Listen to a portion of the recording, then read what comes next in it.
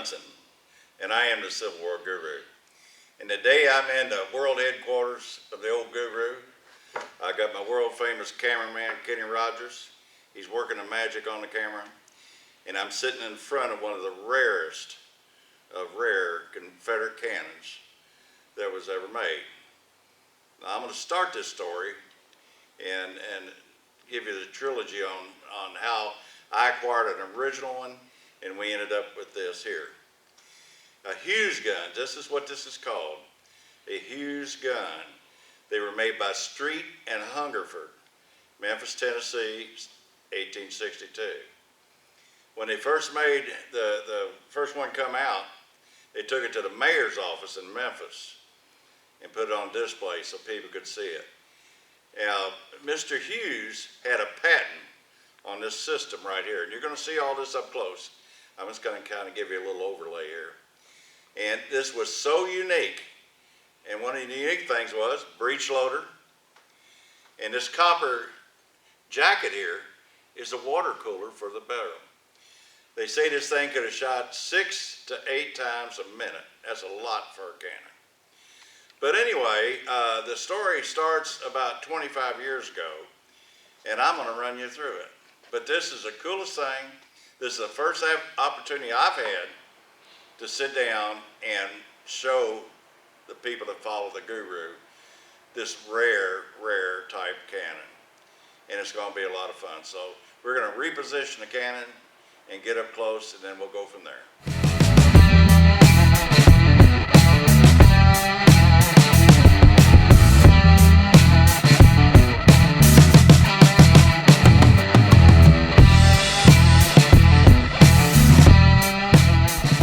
All right, now there's a great angle shot. Now let's talk about the two wooden boxes. Those boxes detached.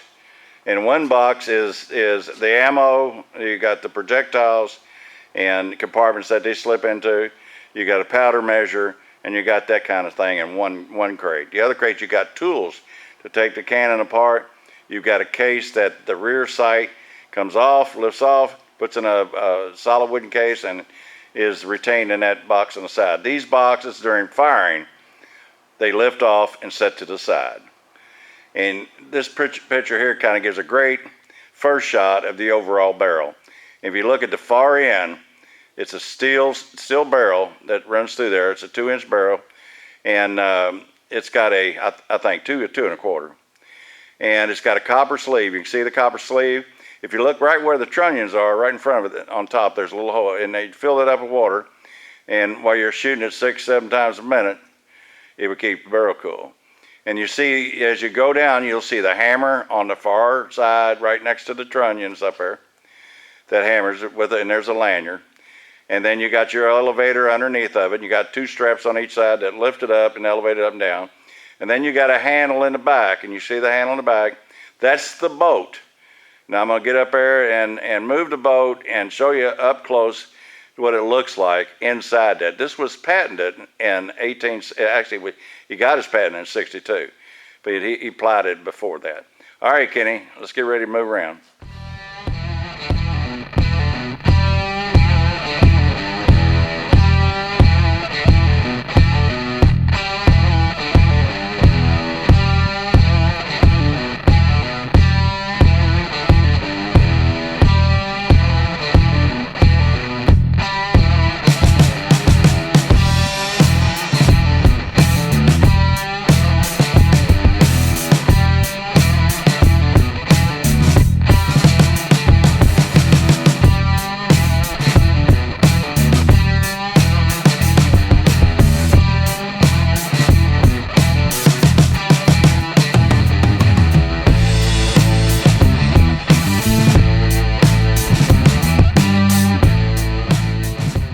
All right, Kenny's got the barrel repositioned, and I'm going to start right here. This is the hammer, and it has a lanyard on it. You put your powder in, and I'm going to open the boat, and it's got a interlocking on each side of this boat, and it goes back. The projectile goes in first, goes in, Then your powder package goes in. Then you close the boat, and it's ready to go. You take a pick the bag of powder, put the percussion cap on it, and when you pull it, bam, it's over. It fires. The elevation leveler is underneath. Here's the rear sight. I don't know if Kenny can get that rear sight or not.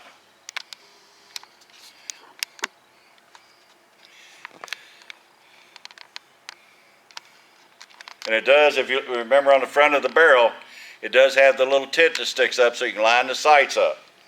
So that's how easy it is to load. That's how quick it is to load. And it's water cooled. You put your water in here.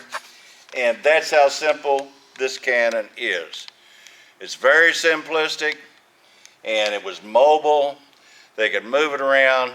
The 4th Mississippi Cavalry had a couple of them. Jeff Thompson, the famous Swamp Fox, when he was defending Island Number 10. At New Madrid, he got one of his batteries captured, and one of these cannons, and I had the original, the only original one in existence, and it was captured from Jeff Thompson. And this cannon here, I give 2 guys to collaborate the permission to reproduce for a museum and reenacting and cannon shoots. They made one. The other guy, this is his. This is chief engineer. There is 8 to 9 months of engineering and milling. This guy was a chief machinist of 50 years experience that took the original blueprints, we mic'd the original one, and made this. This will go on display in a museum somewhere. There aren't any of them. This is it. But there's references in the Confederate Veterans Journal. We've got a copy of the original patent on it. We got a copy of the one that was captured.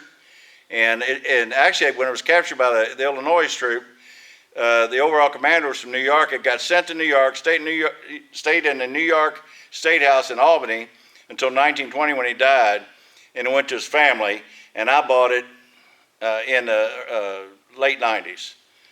And that's the only, and it was totally all together. The only difference between this one and the original is the color of this carriage. It was originally painted red, and this looked like, the guy did such a magnificent job on this thing.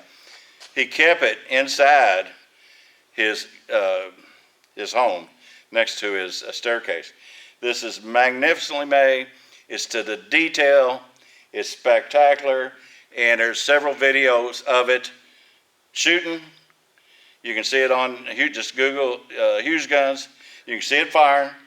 But this magnificent workmanship, and this, nobody's ever seen one, nobody's ever been described one, and they say, what is a Hughes gun? This was the first breech-loading Confederate gun made. Then Williams breech loaders, which were junk, most of them blew up. But this was the real deal. There's just a handful of them were made, and there's one original in existence, which I owned. There's one in a piece of one in Kansas, and this one and the other one in reenactors' hands, and they're the Wisconsin artillery. Fabulous guys, wonderful guys, and it is to the T of the original. But they were done for educational purposes and to keep the history alive, because the original one goes in a museum and can only be seen in one place. So here it is. You get to view it on the old Guru station.